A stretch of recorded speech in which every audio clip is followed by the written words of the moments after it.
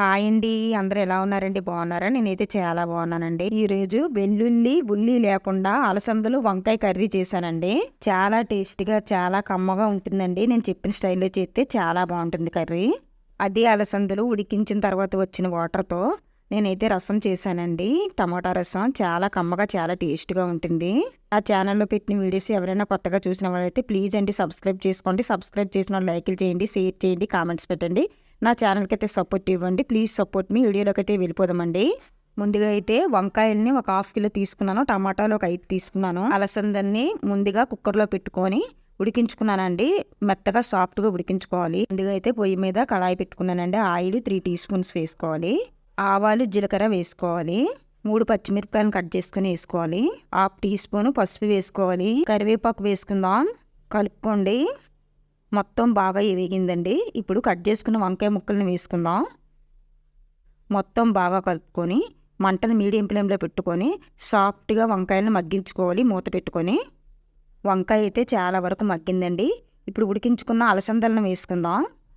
వంకాయ, అలసందలు బాగా మగ్గించుకోవాలండి. మళ్ళీ మూత పెట్టుకొని మగ్గపెట్టుకోవాలండి. ఒక 3-5 మినిట్స్ మగ్గించుకోవాలి. వంకాయ, అలసందలు బాగా మగ్గినాయండి. ఇప్పుడు కారం వేసుకుందాం. కలుపుకోండి. మనం వేసుకున్న కారం కూడా బాగా వేగాలండి.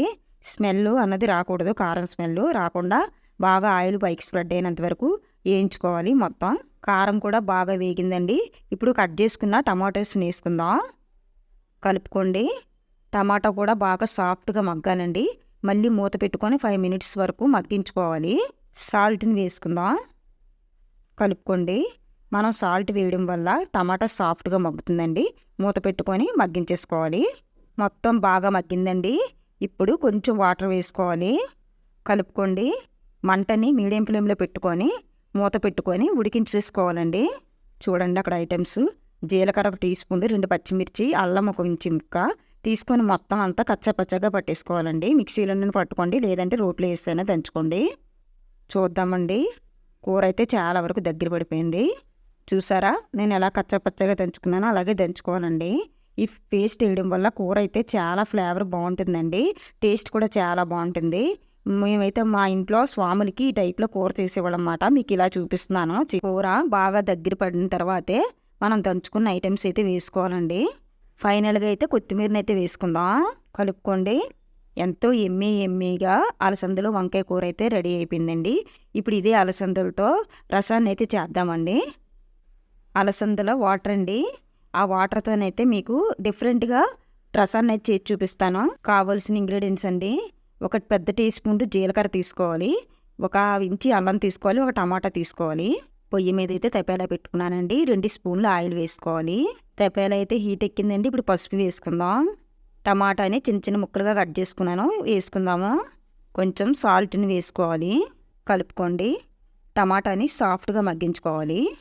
టమాటా అయితే సాఫ్ట్గా మగ్గిందండి. ఇప్పుడు జునుగుల వాటర్ని వేసుకుందాం.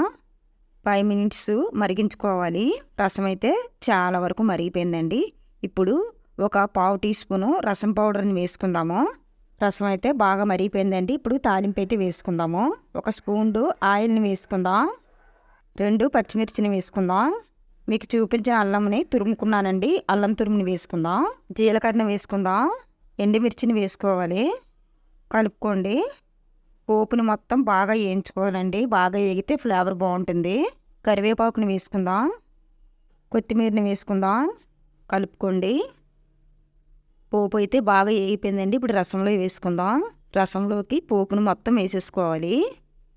ఎంతో ఎమ్మీగా అలసందల వాటర్తో అయితే టమాటా రసం అయితే చేశానండి. చాలా కమ్మగా, చాలా టేస్ట్గా ఉంటుంది. నేను చెప్పిన టిప్స్తో చేయండి. చాలా చాలా టేస్ట్గా వస్తుంది. నా ఛానల్లో పెట్టిన వీడియోస్ మీకు నచ్చినట్లయితే ప్లీజ్ అండి లైక్ చేయండి, షేర్ చేయండి, కామెంట్స్ పెట్టండి, సబ్స్క్రైబ్ చేయండి. నోటిఫికేషన్ కోసం అయితే గంట సింబల్ని అయితే యాక్టివేషన్ చేసుకోండి. Thank you for watching.